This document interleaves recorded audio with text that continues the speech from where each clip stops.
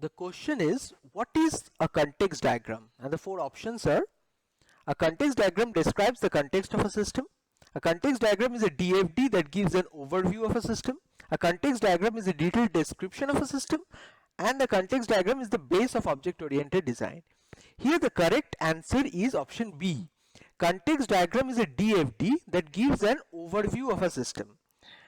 Context diagram is basically the level 0 of a DFD, level 0 of a data flow diagram. The context diagram establishes the context in which the system operates. That is, who are the users, what data do they input to the system, and what data they receive from the system. The context diagram is the highest level abstract data flow representation of a system. It represents the entire system as a single bubble. The bubble in the context diagram is annotated with the name of the software system being developed. This is the only bubble in the DFD model where a noun is used for naming the bubble.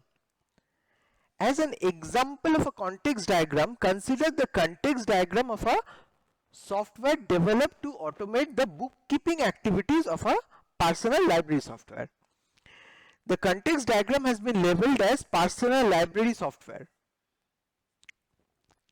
The name context diagram of level 0 DFD is justified because it represents the context in which the system would exist, that is the external entities, in this case the owner, the external entity who would interact with the system, and the specific data items that they would be supplying to the system, that is the input data in this case, and the data items that the owner would be receiving from the system, the response.